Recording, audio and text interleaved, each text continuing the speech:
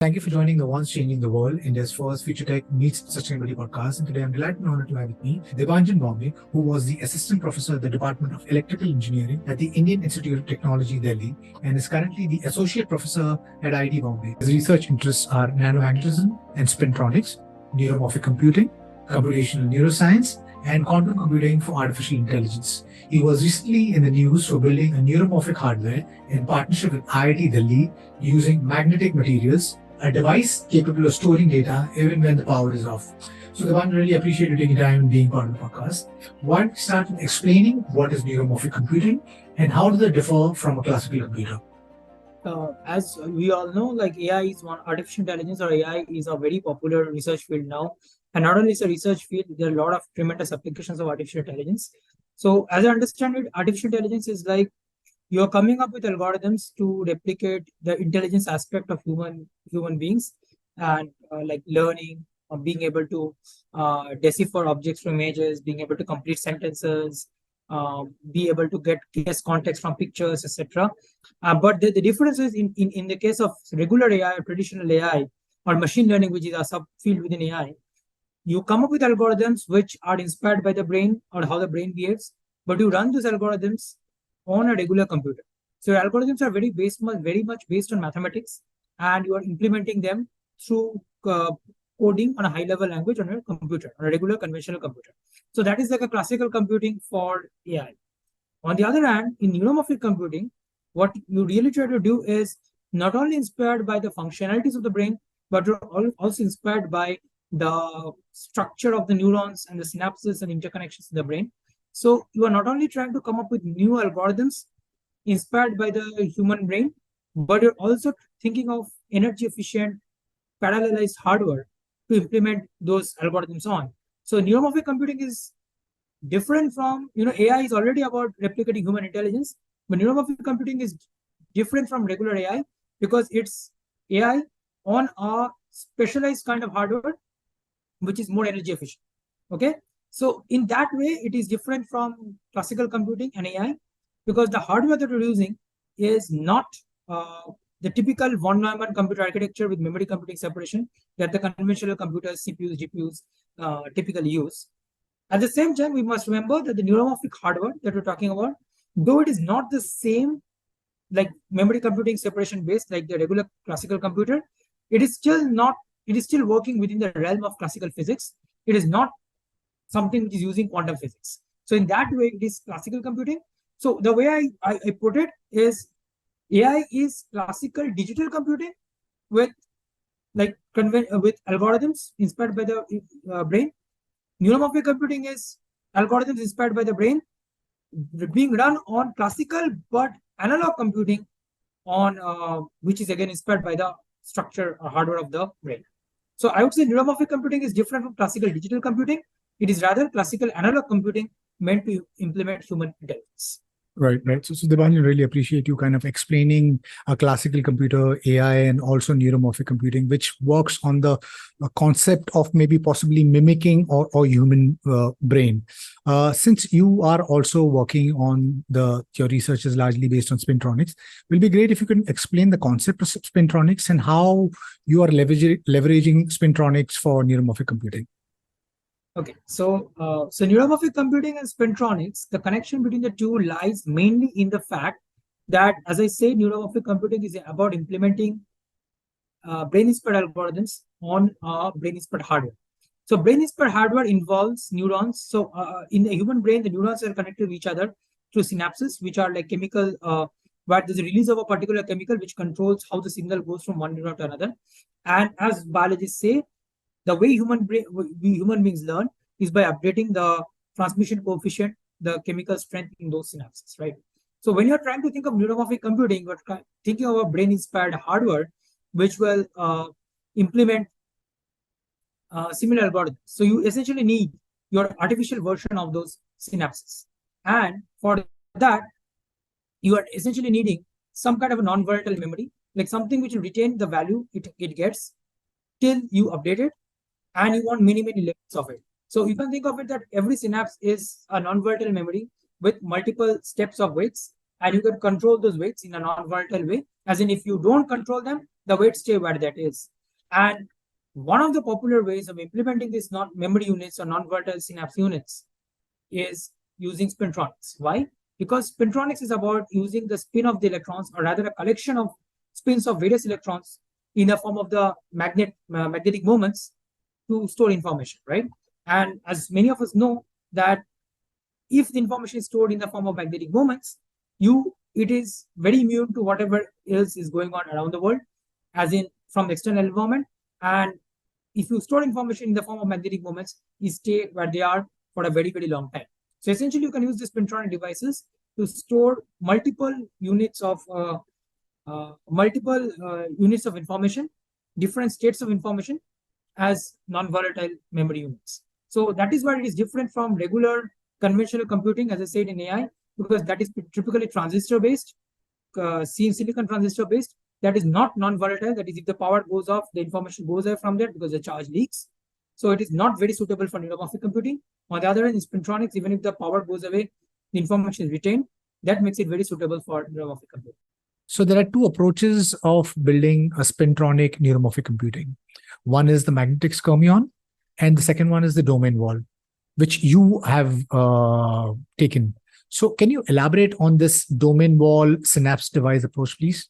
So the thing, as I said, you are trying to store information inside the magnets as different states, and these are the conductance states which are proportional to the magnetization in the device. So whether it's a skyrmion or a domain wall, the idea is that that region, it is essentially creating a magnetic texture. Whereas skyrmion means at the center there is a magnetic moment of one type, and on the periphery the magnetic moments are in the opposite type, right? On the other domain wall, on one side the magnetic moment is of one polarity, magnetic moment on the other side is of the other polarity. So when you're trying to store this kind of weights in the synapse, you have to move the skyrmion or the domain wall with some current to get different weight values, right? Now, the reason I prefer domain walls to skyrmions is two things.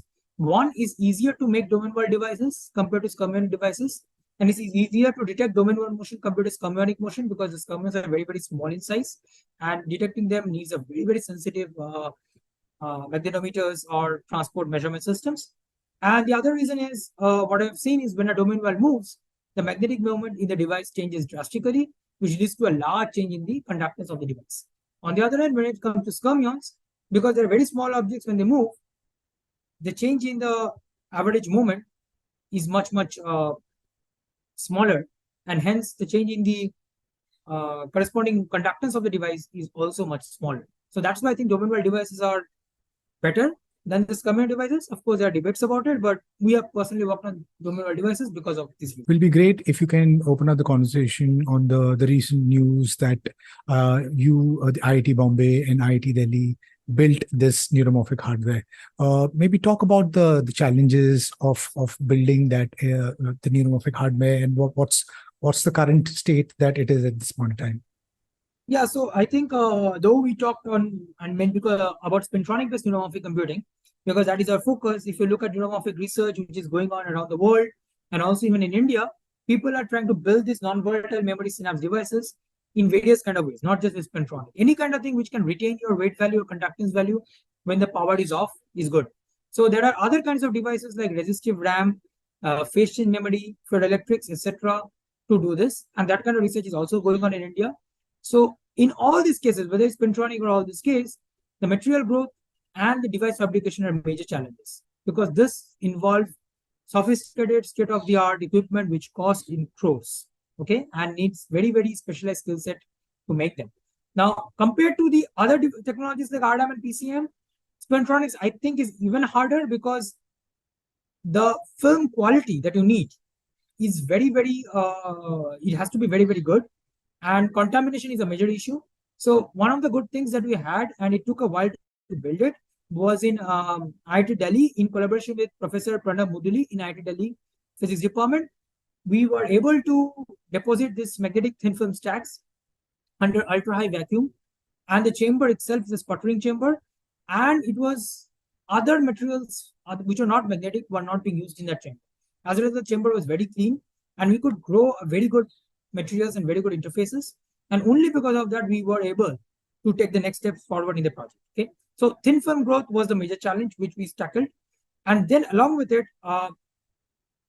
the next thing was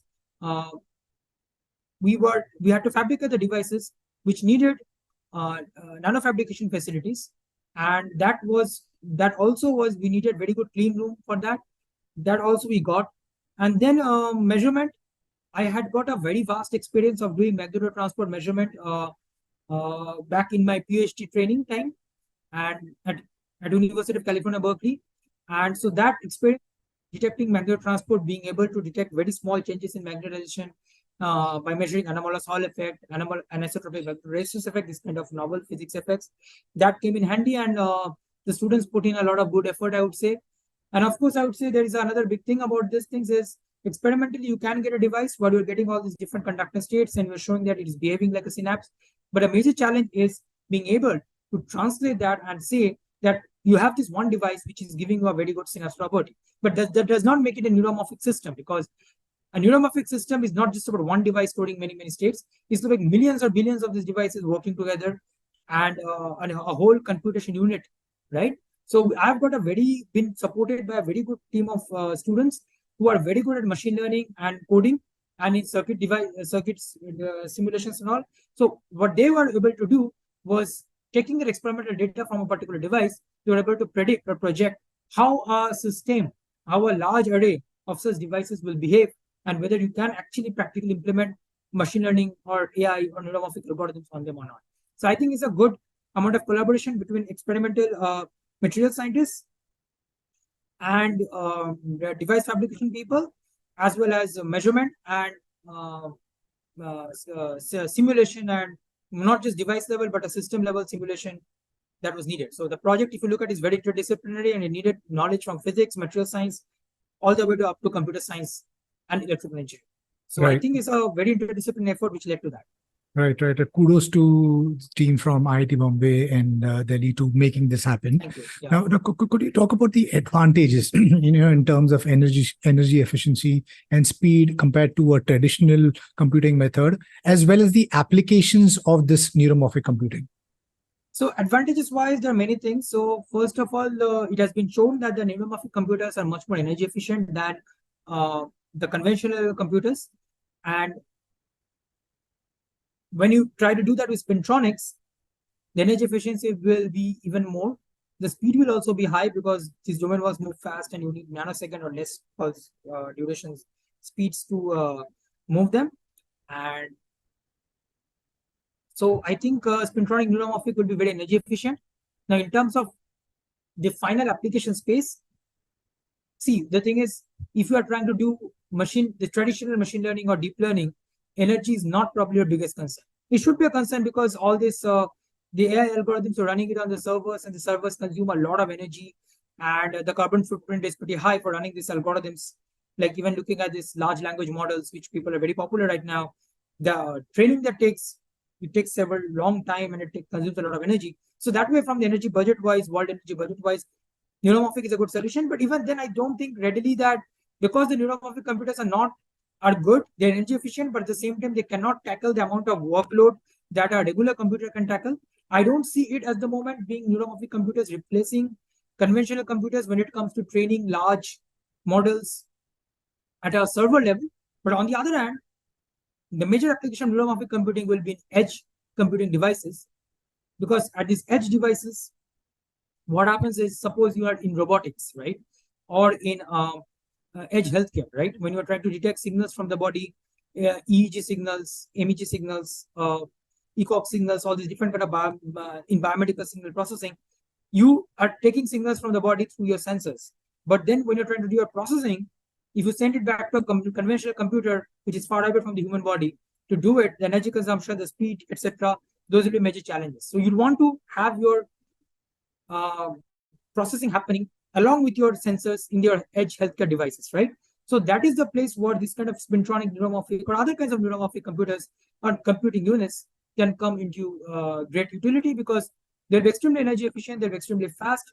You don't need a big computer to run them, and they can just be embedded in the human body, also in robots or self-driving cars, for example, right? So I think when it comes to edge AI, edge artificial intelligence, neuromorphic systems will be computing units. So the holy grail of artificial intelligence is to build artificial general intelligence, intelligence that is maybe close to humans or which can mimic human, which we have, like we have multiple capabilities.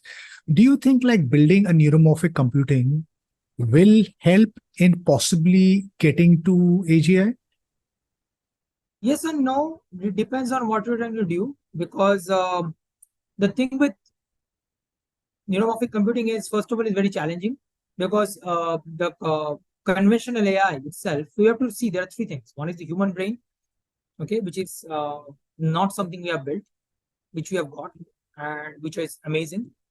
On the other hand, which is you have AI, which is like traditional AI, which is algorithms which are running on a conventional computer, which we have ourselves built, like humans being as themselves built. And there is neuromorphic, which is somewhere in between, which is kind of brain inspired, but also really engineered by humans. And they are taking traditional AI algorithms. Sometimes they're taking bio-inspired algorithms running the new hardware, right? So we are trying to come up with novel hardware to implement these algorithms, and the difficulties are too many, right? So we say it is inspired by the brain, and neurons and lots of neurons are forming a web, and they are connected to each other through synapses, and then we're trying to implement that on the hardware. But then the problem is that if you look at how the brain is built versus how the neuromorphic computers are being built, it's vastly different, because the brain, as I understand, this biological thing is very tissue based, right? I mean, it is not something solid state, right? So you can have many, like billions of neurons coiled around together to form like a mesh, right?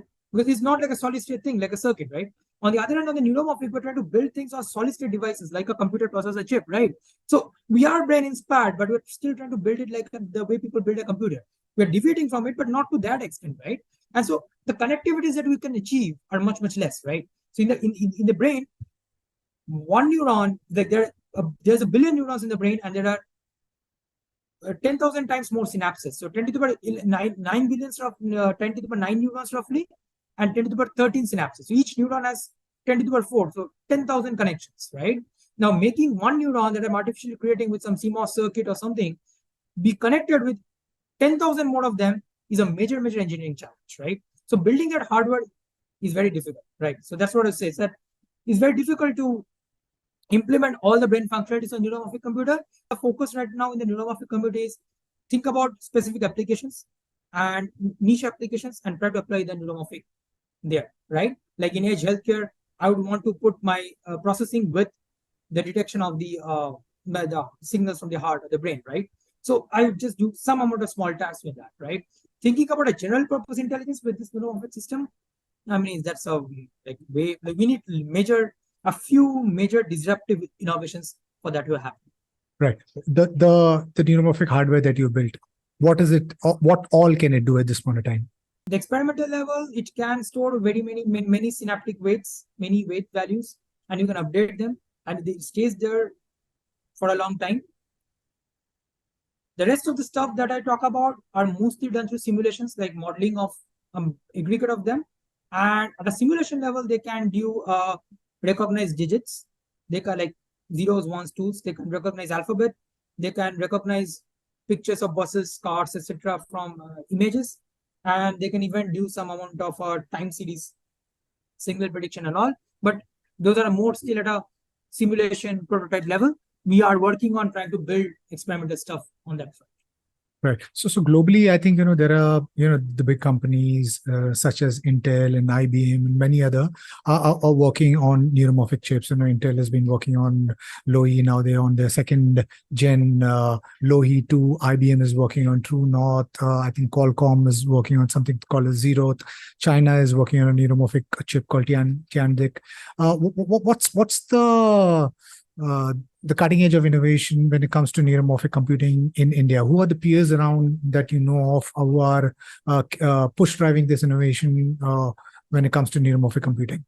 Yeah, so I think I don't want to take the names of specific people, but I've just named the institutes that you should look for. So I would say IIT Delhi, IIT Kanpur, IIT, my own institute, IIT Bombay, IISc Bangalore. They have pretty much not just leaders in India, but even in the world with respect to neuromorphic computing. And the innovation is happening at different levels. As I say, neuromorphic computing is a very interdisciplinary approach, right? So regular computers, if you go to the computer science department and you are talking to people who work on AI and ML, they're mainly focused on the mathematics and the algorithm. And they know that the moment you can convert their algorithm into a code, you can just run it on a regular computer, on a CPU or GPU, which you can buy from the market, and you can implement intelligence with it, right? Like you can do brain-like tasks with it. But when it comes to neuromorphic, it is not just about the algorithm, it's also and the maths, it's also about the hardware. And innovating on the hardware is very difficult, right? So as I said that you can do it in many ways. One is you innovate at the lowest level, which is the device level. Like instead of a transistor, you have a new device, like an RRAM or a Spintronics device. So that kind of research is happening in IIT Delhi, IIT Bombay, IIC Bangalore. Then again, there is innovation at circuits level, right? Where you're not really working on new device, but you're taking the traditional transistor device, but you're making circuits with it, right? And bringing new functional circuits. That kind of research is also happening in all these IITs. So I would say that if you follow the research in the IITs, you are following, you have a good amount of grasp on what neuromorphic is going on. And I have also interacted recently with some industry people in India who are also looking at these neuromorphic algorithms. Maybe less of the hardware, but more about the algorithms and their implementations. Right. In the near future, where do you see your neuromorphic hardware going? What would be the applications that you're looking forward to? And if there are students who would want to start or want to get into neuromorphic computing, what would be advised to them? Where should they start from? The main application I would say is edge healthcare and robotics, because that is where the energy requirement is very the stringent. Like you cannot really consume a lot of energy while running your algorithms, and that is where the neuromorphic can come very useful. And as far as students looking for opportunities, I would say there is a very good journal completely dedicated to neuromorphic computing and engineering right now, and it has started coming out from for the last 2 years, and that journal is open access. So the students, I would recommend to go through that journal. And there is they have even published a roadmap which reviewed the status of neuromorphic computing around the world in 2022, right? So I think that's the best place to look at. Follow that dedicated journal to neuromorphic computing and go through the roadmap on all the review articles there. Like when I get new students, that is what I advise my students to go through. Here we are from like classical computing to a brain-inspired computing to going to the point where we possibly will be computing with qubits, atoms, and globally, I think every country and all big tech companies are doing big research in quantum computing. You are also vested in quantum computing. Would be great if you could maybe first explain quantum mechanics, and then maybe also explain what a quantum computer is. So classical conventional digital computing is like a subset of the classical world that you see around. Neuromorphic is expanding it a bit, but still within the classical world. Quantum computing means you have gone to the quantum world, where it's not just 0 or 1 or something in between 0 and 1, like 0.5 or 0.3 or 0.4. It's rather a superposition of a 0 and a 1 state, right? So that is superposition, and that is what a qubit is. A qubit is like a 0th state and a first state, and the state can, until you measure it, can be in a superposition of the two. Like the probability of it being in 0th state is something, and the probability of it being in the 1st state is something else, right? On the other hand, that alone does not make a quantum computer. One qubit does not make a quantum computer. What you really need is many qubits. As if you have one qubit, it's just between 0 and 1. On the other hand, like it's a superposition of 0 and a 1. While on the other hand, if you have 2 qubits, it's much more interesting. Then it's not when those 2 qubits are in the superposition state, that it's the superposition state of the 2 qubit system cannot be thought of as a product of the superposition of the individual qubit systems, but it's like that is where the idea of entanglement comes in, right? Because a two qubit system, the possible states are classically 0 0 0 1 1 0 1 1, but the 2 qubit system can stay in a superposition of all these 4 states, which is not the same as a product of a superposition of the first qubit and the second qubit, right? So a superposition between 0 0 0 1 1 0 and 1 1 is not same as the product of a superposition between 0 and 1 and a superposition between 0 and 1. Okay, so now that makes it really great, because when you're working with n bits, you're not in the 2 to the power n space. When you're working with n qubits, you get to that very high, very exponentially largest data space. And so if you go to the quantum world, essentially you can store a lot of information in the quantum world, and that is where, and you can get very, very fast information processing capabilities, and because of using this sophisticated phenomena like superposition entanglement. So that makes quantum computer what it is. You take it even beyond classical computing or brain-inspired computing. Okay, so yes, that being said, the challenges are many, because in the nature, the quantum, in nature, at the microscopic level, everything is quantum. But when you are building a quantum computer, everything being quantum is not enough. You have to control those quantum interactions from sitting a while in the classical realm. We all operate in the classical realm.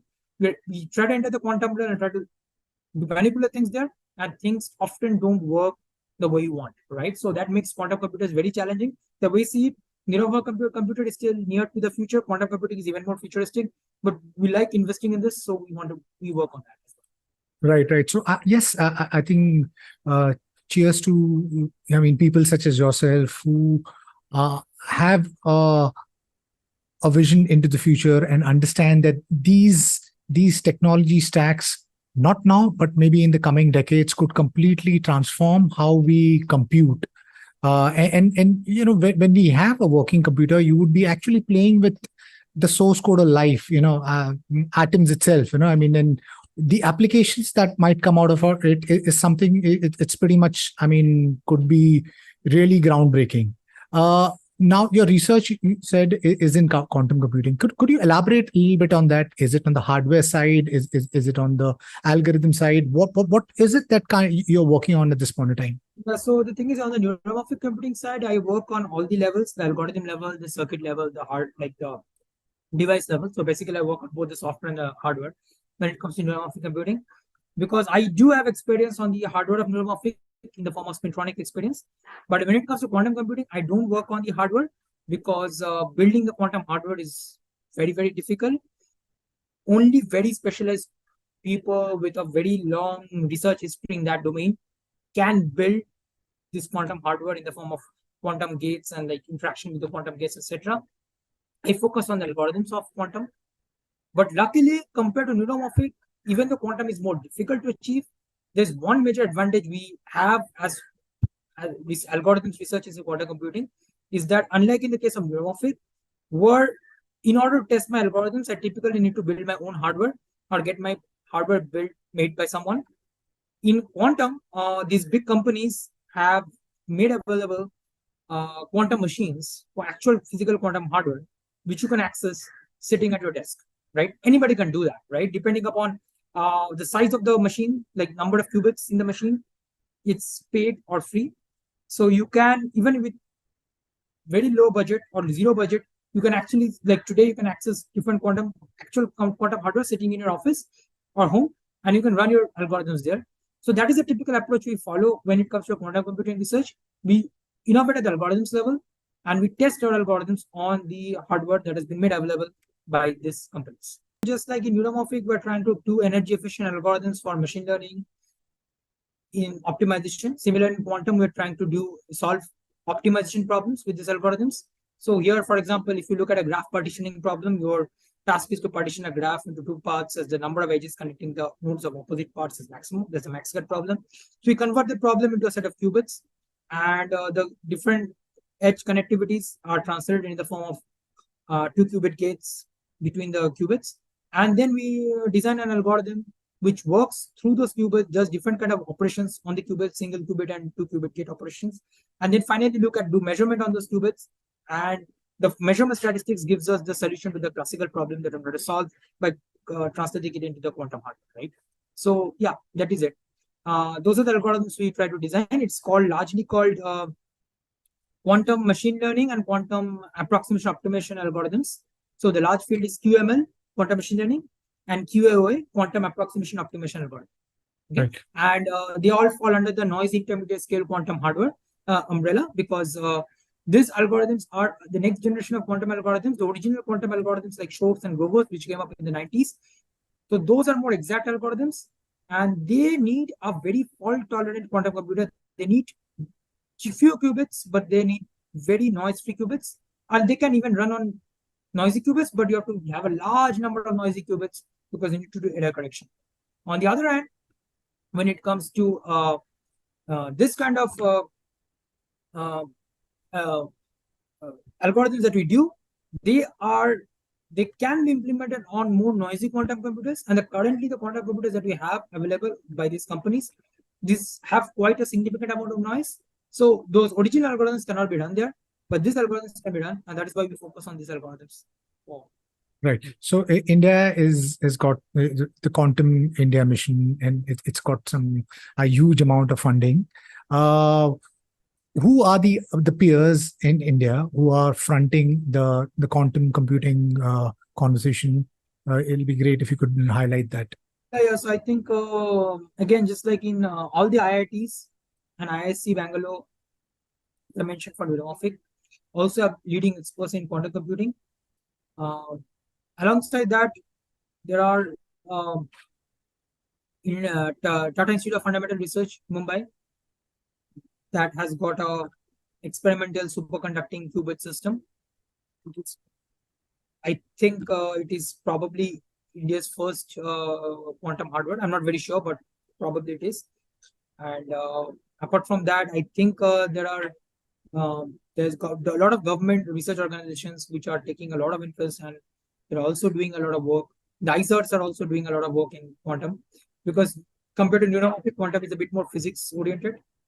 You need very strong physics foundations to do quantum computing research, while neuromorphic, even electrical engineers with not much physics background can do that. But quantum, you need a very good physics foundation. So ISRs are also very good when it comes to quantum computing research. And there are a lot of government research organizations which also do choose something similar. As a career option, I mean, how positive would be, you think, like a neuromorphic computing or people who make circuit career option?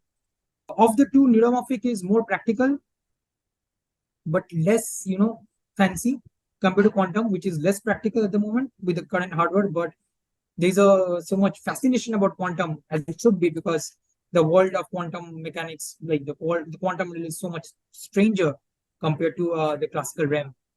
And so I think the quantum jobs are more, the practical application wise is less, but because of the buzz to it and the fascination about it, the opportunities on quantum are pretty significant, I would say.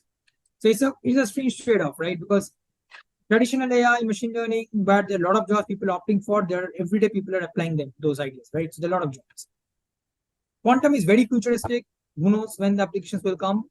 But it's so futuristic, so fancy, that just because it's so fancy and so out of the world, there's plenty of research opportunities that people can get, and people can get a lot of research jobs. Neuromorphic falls somewhere in between the two. So there are some immediate application opportunities kind of jobs and similar research jobs, right? So it is all like a gray area where you are things current, things very futuristic, and things in between. Right. Right. I'm just going to ask you this question again, regarding artificial general intelligence, because, I mean, that's what I think it's the holy grail, when it comes to computer scientists or these big companies pursuing it. The normal, the intuition for, to building AGI is, people think that you should have a good amount of data, a great algorithm, maybe like a RL or something like that, and huge compute resource. Would these three elements suffice to building an AGI, or you need something else, since you are also into computational neuroscience? Not really, because all those things that you're saying still belong to the traditional computing realm, right? Where your computers are all out there. It can be one GPU, it can be like thousands of GPUs, but they're GPUs or CPUs nevertheless, and those are already there. And you're coming up with algorithms to run them, right? So the computing resource part, I think, is existent in those fields. It's just that the amount of them is where the question mark lies, right? On the other hand, in neuromorphic and quantum computing, the computing resource, the hardware itself is evolving, right? So building the right hardware is itself a challenge, right? So the way I see it is, uh, like traditional AI and all, your horse is your regular computer, right? And you are just looking at the right person to ride the horse, right? The algorithm is the horse rider. So you're innovating at the horse rider level, not at the horse level. While on the other hand, neuromorphic in quantum, you're innovating at the horse level, right? So the challenge is largely like in building the computational resources in the first place. Right? You're vested in multiple disciplines, right from spintronics, neuromorphic computing, and quantum computing also. What excites you the most about the potential synergy? That well, I started from I did my PhD in Spintronics, which is very device physics, and when I started my independent research career, I just didn't want to limit myself to one domain, one area. So which the problem I feel with traditional research often these days is that people specialize too much. So you specialize in a particular area and then spend your rest of your career working on that one area, right? Building on that area. That way it's good that you can probably do great innovations in your area. But in terms of, coming up with out of the box ideas, it becomes there is an obstacle because you are not being able to connect multiple areas. And even for your own personal growth and your own intellectual growth, I feel that's a bit hindering because your knowledge does not grow in the other areas, right? So what excited me about neuromorphic and quantum was that it is so interdisciplinary. It makes you think about so many things. What really excited me into this research is that interdisciplinary aspect of it, and I'm pretty proud to say right now that I started off as a device physics person, and currently I have my work research interest expanded to a point where I can at least, even if I cannot do all the work, but I can at least interact at a technical level, at a non-trivial technical level with people from vast disciplines like physics, certainly, because both spintronics and quantum depend upon state-of-the-art quantum mechanics, physics kind of stuff. Spintronics a bit less, quantum computing a bit more, but nevertheless, both of them are very physicsy. Materials, yes, because you need good materials to run, have these devices. Electrical engineering people who make devices, electrical engineering people who make circuits, I can interact with them a lot as well. Most importantly, I can interact with computer science people for the algorithms, and even biology people and neuroscience people for the cognitive aspect and the brain aspect of it. And I don't think, that is the best thing I feel of this job or this research area, that it connects not just physics and electrical engineering and which are already pretty tight, but it also brings in computer science and neuroscience to the fold, which are typically not that tight, right? Like typically physics and electrical engineering talking to each other happen very often. Electrical engineering and computer science also talking to other happen very often, but those three together plus biology, that's very rare. And both these fields give you the opportunity. Neuromorphic more on the biology side and quantum more on the computer science side. I would say Right. neuromorphic connects all four: biology, computer science, and physics and electrical, while quantum probably does not connect the biology side. It connects the physics and electrical and computer science side.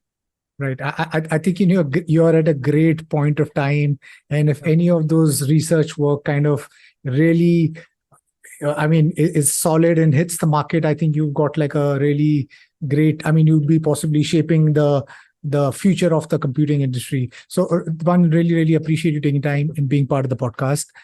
What comes next for you? What's your vision, your moonshot? And maybe you could paint a picture of what the world would look like when we have a working quantum computer, how deeply it's going to impact the society. Well, I think people have talked about what the world would look like when you have a working quantum computer quite a lot. And I just maybe I don't have anything novel to say to that, like my own take to that, because I guess those things are pretty much said already, that all this RS encryption, this codes are right now which are using for communicating data, that they are not very secure in the future, because the quantum computers can break them and all, so you need a quantum secure internet and all that. So I think people have talked about all that, what quantum computers can do. Let me just talk a bit more about what the neuromorphic computers can do. And so, as I said, edge healthcare is a major application. So when these neuromorphic computers will be actually implemented, intelligence will not just be limited to computers, right? Sitting on some servers in some places, but intelligence will be there all across the world, every sensor, at every interface, at every actuator, everywhere, right? And then the biggest thing is we are still, a lot of innovations have happened in terms of AI, right? But then if you look at it, there are so many things which we have not been able to do, right? Like, for example, just think about it, right? And I've been thinking about it, discussing with my friends and all of late. Like, most of the communication that happens, right? I mean, as you and I are talking about a video call, right? I mean, the typical of the 5 senses that a human being has, right? You're only using sight and sound when it comes to communication, right? And when it comes to all these signal processing and everything, etc., right? It's just the sight and the sound, right? What about all the other senses? What about touch? What about smell, right? What about taste, right? So those senses, for example, like people are working in neuromorphic computing. The neuromorphic computing is largely tied to neuromorphic sensing as well. That it makes it even more interesting, right? Because when you're looking at traditional AI and ML, there is just a computing, right? You give it data, it operates on the data and gives some conclusions, right? But the data comes in a very traditional form, right? On the other hand, the neuromorphic computers have strange ways of collecting data, because along with the neuromorphic computer, the neuromorphic sensors are coming in, like olfactory sensors, like smell, taste sensors, sound, lots of different aspects, right? And once your computing gets tied to all these other sensors, like the world is going to be like something else altogether, right? I mean, it's just something else, right? And that is one. And the other thing is, if you look at it, and this is a bit of futuristic prediction, a lot of the AI work that happens is like data manipulation, data-oriented work, and it is about just implementing intelligence aspect of the brain. But there is way more to the human brain than intelligence, right? I mean, there are other aspects of the brain, like memory, right? Like being able to recollect things from long back in the past, right? Or emotions, right? So those kind of stuff, traditional AI ML don't touch them, right? From what I understand, right? So once the neuromorphic comes in, once the sensors come in, once the actuators come in, and the computing units are tied to it, and you are making the computers brain inspired and all, really, really brain inspired, you will not just be artificial intelligence, you will be able to create like artificial consciousness or something, right? So maybe that is how I see it. Right. Debanjan, thank you so much for being part of the podcast and sharing your insights and your futuristic vision of neuromorphic computing, plus the potential of neuromorphic sensing. I hope that all of these binds together sooner than later, because the world, I think, forever has been evolving at a rapid pace, and technology has always been enabling and augmenting mankind. And here we are at the cusp of not just linear but exponential growth, through these leveraging technologies and tools which we are just possibly, standing, maybe in front of a giant, because all of these new stack, I think we are already at an exponential growth, because yes, what has happened in the last 20-30 years, nobody has done it in the last 1,000 years. It has happened in the last 30 years.